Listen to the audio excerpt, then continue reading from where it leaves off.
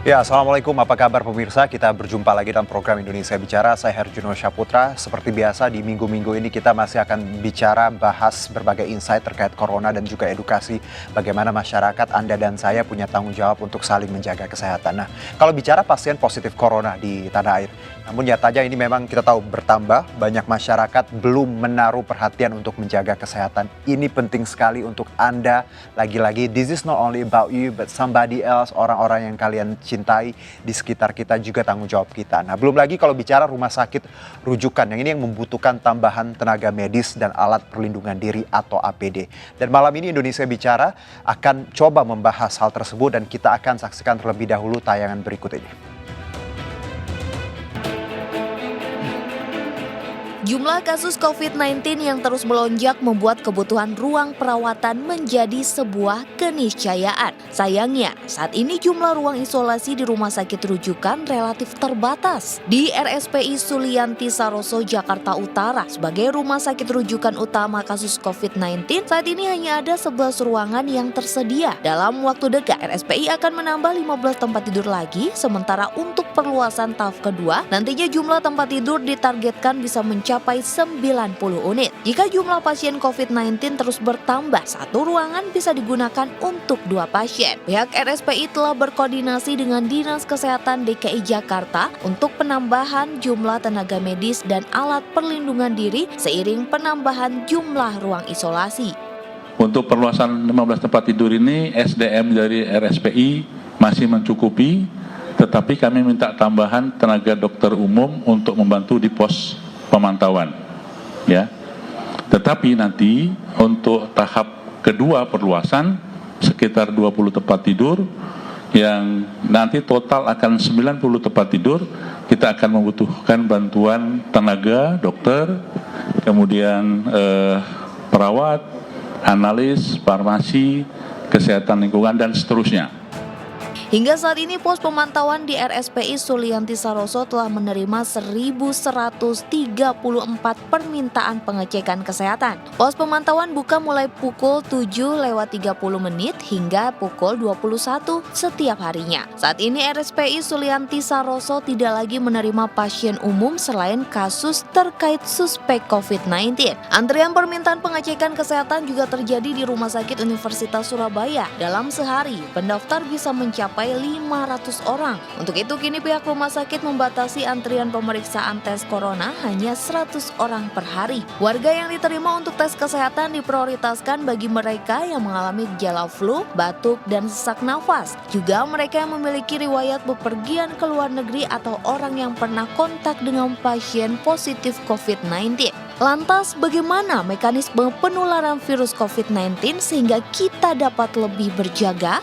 Benarkah bahwa virus ini dapat bertahan lebih lama di udara? Apakah diperlukan screening masif bagi masyarakat mengingat keterbatasan fasilitas kesehatan kita saat ini? Kita akan kupas selengkapnya di Indonesia Bicara.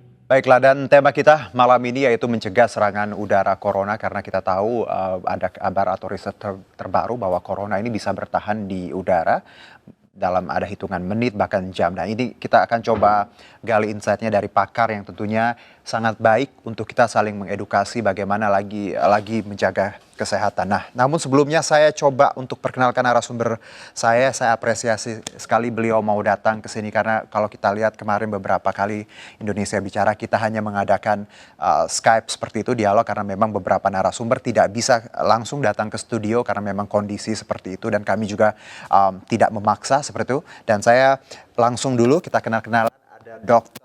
Telly Camelia, SPPDKP. Ini beliau adalah konsultan paru penyakit dalam dari FKUI. Selamat malam. Selamat malam, apa kabar? Alhamdulillah. Bu Dokter, terima kasih Bu sudah hadir. Kita akan nanti coba berbagi insight, edukasi lagi ke masyarakat karena kita tahu ini tanggung jawab bersama, bukan hanya soal pemerintah, tapi Anda dan saya juga perlu banyak tahu agar kita sama-sama bisa mengurangi angka dari penyebaran virus corona. Nanti juga kita akan terhubung dengan Dr. Brian Sripahasti. Beliau adalah tenaga ahli utama kantor staf Presiden melalui sambungan Skype. Sudah terhubung?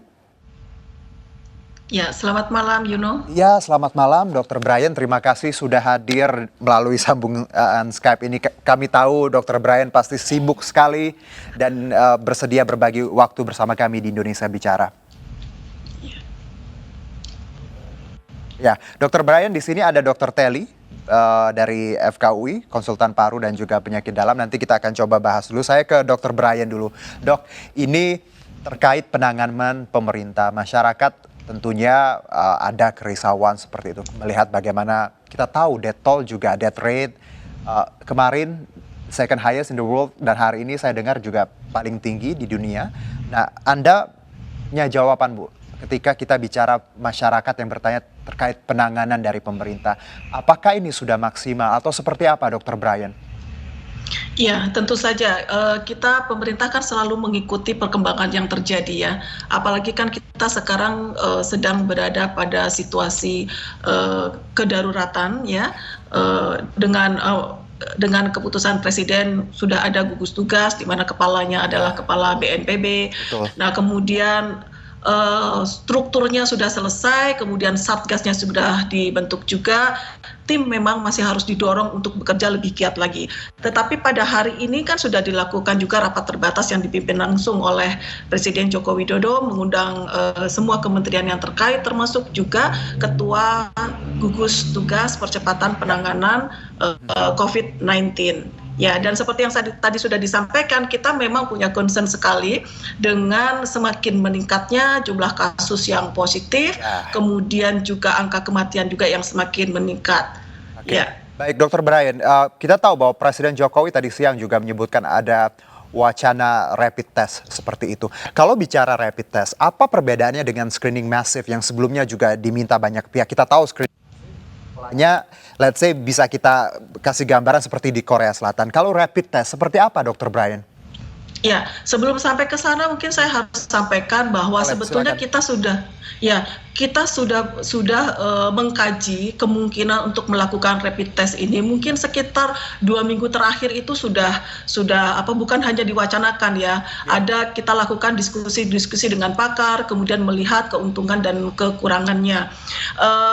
Jadi yang jelas Bapak Presiden sudah menyampaikan dengan tegas bahwa kita akan melakukan rapid test ini, rapid diagnostic test ini.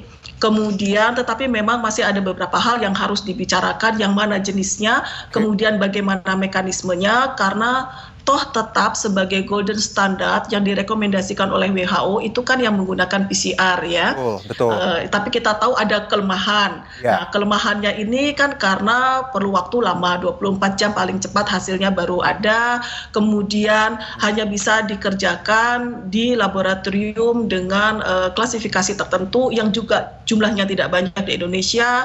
Kemudian pengambilan sampelnya juga harus dilakukan dengan hati-hati karena yang kita periksa adalah virusnya sendiri itu. Jadi ada keterbatasan seperti itu. Tetapi ini golden standard yang direkomendasikan oleh WHO. Sementara rapid diagnostic test yang ada itu sebenarnya ada 2 bentuk kan. Baik. Ada yang juga mencari virusnya. Kalau nggak salah kan yang di Korea itu yang seperti itu ya.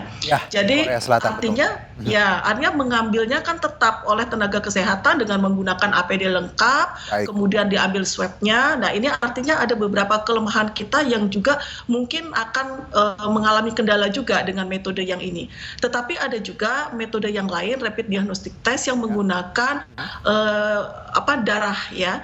Memang hasilnya tidak setepat kalau kita menggunakan spesimen apus tenggorokan. Karena yang diperiksakan tidak secara langsung bukan virusnya ya, tetapi adalah antibodi yang dihasilkan tubuh ketika seseorang terinfeksi COVID-19 ini. Tetapi ini peluang ini kita lihat walaupun ada kekurangannya, nanti kekurangannya mungkin harus kita atasi dengan konfirmasi tetap menggunakan PCR. Yang kami pikirkan adalah ini ada kaitannya dengan jumlah kematian tadi yang katanya kemarin kita masih nomor 2. Wah, di bawah Filipina. Nomor ya. 2. Ya. Ya, tetapi ini tetap angkanya sangat besar ya kan berapa sekarang? 8,37 kemarin, mungkin hari ini ya ada di kisaran 8,4. Oke.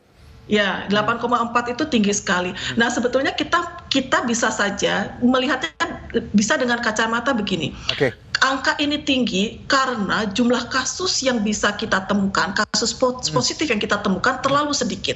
Artinya rapid test ini diharapkan bisa juga menjangkau lebih banyak lagi orang yang positif bisa ketahuan begitu ya. Bukan berarti kita beruntung makin banyak orang yang terinfeksi, tetapi yang dulu tidak terdeteksi dengan rapid test ini bisa terdeteksi. Siapa itu?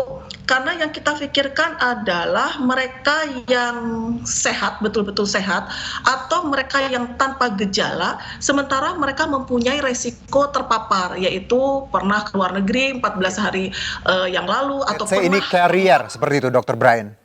Ya, kalau yang carrier tadi yang asimptomatis, tapi bisa juga mereka yang sehat ya, sebetulnya dia merasa sehat, bisa saja ada positif atau tidak, itu bisa saja karena ini kan self limiting disease ya, mungkin dia tidak mengalami keluhan, tidak juga menjadi carrier juga, tetapi dia pernah mempunyai resiko terpapar, yaitu pernah perjalanan ke daerah epicentrum 14 hari sebelumnya, atau pernah kontak dengan penderita yang positif. Kita tahu penderita positif kan sudah banyak di Indonesia ya, dan banyak dari hasil penelaahan kegiatan 14 hari ke belakang dari yang positif, ternyata intensitas close kontak dengan banyak orang itu besar sekali begitu. Nah, ini yang mau kita tangkap dengan menggunakan rapid diagnostic test ini. Maka yang ini rapid juga, test ini. Dr. Brian, sebagai jawaban dari banyaknya pesimisme dari masyarakat bahwa jumlahnya tidak yang diumumkan pemerintah sebenarnya jauh lebih besar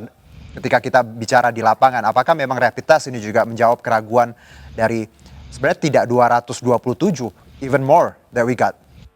Iya, betul sekali. Tetapi memang kita juga harus hati-hati juga begini, supaya juga tidak kemudian kita harapannya sih tidak kemudian semua orang berbondong-bondong kemudian memeriksakan ini ya. Jadi kita akan lihat juga secara selektif juga. Konsentrasi kita mungkin bisa jadi ya prioritas pertama itu adalah yang tidak ada gejala, kemudian atau asimptomatis tadi, tetapi punya faktor resiko.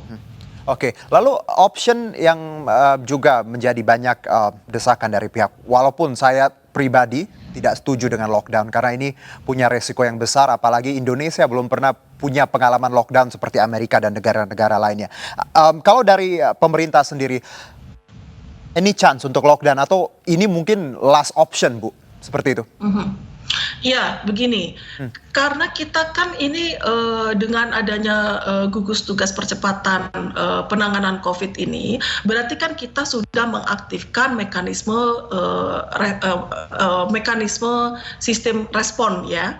Nah, artinya kita sekarang memang masih berada pada tahap kesiagaan, tetapi di tengah-tengah itu ada yang disebut dengan contingency plan. Di dalam contingency plan itu kita harus sudah memprediksi beberapa skenario, termasuk skenario yang terburuk. Artinya kita memang sekarang tidak mengatakan bahwa kita tidak lockdown, tetapi kita sudah mempersiapkan skenario bahkan sampai ke skenario yang terburuk. Kalau itu terjadi, maka kita harus sudah siap. Nah, di periode kesiapsiagaan ini kita mempersiapkan itu. If the worst scenario happen, then we are ready. Kita tuh siap gitu untuk merespon itu. Karena pertimbangannya banyak ya, bukan hanya pertimbangan kesehatan masyarakat ya. We prepare for the worst, tapi kita juga tidak ingin itu terjadi ya. Betul, tepat sekali. Kalau bicara ini juga kita bicara beberapa hal yang sudah diterapkan, baik itu dari Pemda, beberapa daerah social distancing, work from home, ya ini kan himbauan, tapi tidak semuanya bisa melaksanakannya karena banyak masyarakat yang masih acuh tak acuh, ada juga yang memang harus bekerja, tim medis, teman-teman media seperti kami memang juga tidak mungkin untuk bekerja dari rumah. Pemerintah menyikapi kebijakan-kebijakan ini, apakah hanya akan sebatas himbauan? Karena kita tahu ketika bicara himbauan masyarakat kita ya seperti pengalaman minggu lalu sudah disebutkan bahwa social distancing tapi malah tempat wisata Anyer rame, Bu. Gimana? Ya, ya, betul. Jadi kita juga mengamati ya, sebetulnya social distancing itu dari beberapa kajian-kajian ilmiah dikatakan bahwa social distancing itu sebetulnya efektif untuk memutus mata rantai transmisi penularan virus. Tetapi memang kata kuncinya adalah pada kepatuhan. Jadi dia efektif kalau orang patuh gitu. Nah, kalau misalnya tidak patuh, ya artinya bukan social distancing kan itu. Nah, ini kita amati 3 hari terakhir ini kan itu diberlakukan hari Senin ya kalau nggak salah ya. Ya, jadi udah masuk ke hari keempat sekarang ini. Nah, 3 hari ini, hari pertama kayak sudah saya lihat sih sudah semakin baik ya, artinya tidak seperti waktu hari pertama, tetapi masih belum optimal. Nah, oleh karena itu himbauan itu terus dilakukan karena untuk social distancing sendiri kan menjadi kebijakan dari pemerintah pusat. Bapak Joko Widodo sudah menyampaikan itu.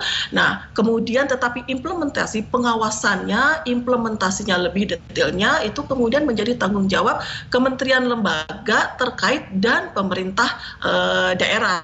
Tapi kita akan terus evaluasi karena kita dalam situasi seperti ini kan kajiannya dilakukan setiap hari ya. Kajiannya setiap hari, aksi yang akan dilakukan hari ini sangat tergantung apa yang kita amati kemarin. Bahkan mungkin kalau emergency sekali itu pada saat pada saat yang terdekat. Apa yang saya sampaikan sekarang bisa jadi besok itu akan berbeda karena tergantung apa yang terjadi hari ini. Oke, Dr. Brian, saya akan ke Dr. Telly dulu di sini, konsultan paru penyakit dalam kita saya coba ke Dr. Telly. Dok, kalau bicara tadi sudah langkah pemerintah, yang juga ditakutkan masyarakat ada penularan itu sendiri. Social distancing sudah diterapkan, bahwa ada jarak tadi. Kalau ada tesis bahwa udara bisa menjadi perantara, ini benar, Dok? COVID-19 ini sekarang sudah menjadi airborne disease. Jadi tidak hanya droplet infection. Ya, droplet, tidak hanya droplet. Tidak hanya droplet infection. Jadi sudah ada airborne disease. Jadi maksud dari work from home ini adalah 14 hari ini kita di rumah dan untuk mencegah penularan lebih jauh lewat udara. Dan kita harus menetapkan social distancing. Jadi kalau untuk antrian apa saja seperti bus Transjakarta ataupun train KRL itu harus jarak 2 meter. 2 meter. Ya. Itu jarak ideal. Itu biasanya kita harus kasih line seperti di negara luar.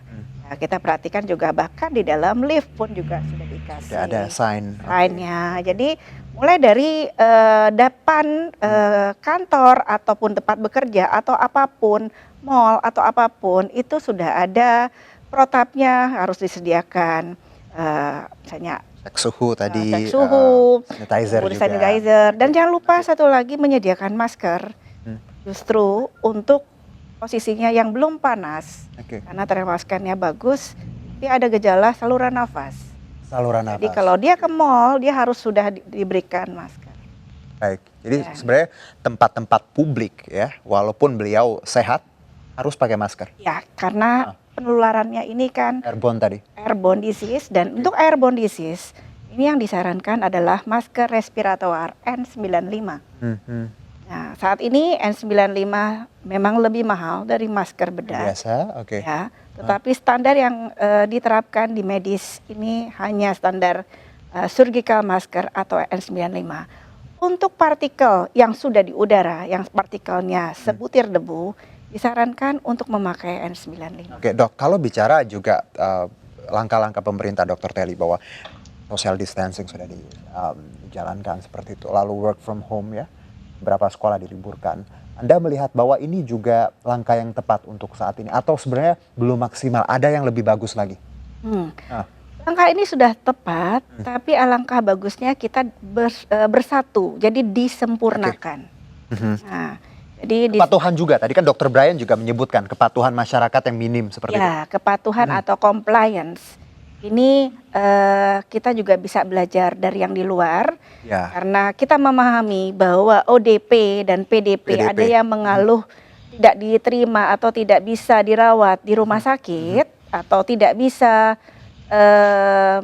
memeriksa swab, tapi ini karena informasi, maka sebaiknya karena memang banyak keterbatasan. Ya, kita tahu Jadi itu. kita untuk menekan lajunya penyakit COVID-19 ini kita harus bersatu. Ya, jadi salah satunya jadi ini yang dilakukan sudah tepat, tapi alangkah baiknya kita sempurnakan. Oke. Jadi untuk work from home-nya ini harus dipatuhi untuk seluruh lapisan masyarakat karena masih ada sektor terutama misalnya sektor produksi atau swasta yang Ya. tidak bisa libur. Jasa. Nah, itu memang harus ada perubahan. Oke. Perubahan misalnya waktu kerja. Oke. Jadi dengan efektif dan perubahan kalau dia misalnya batuk, sebaiknya kalau kami bagi dua lingkungannya.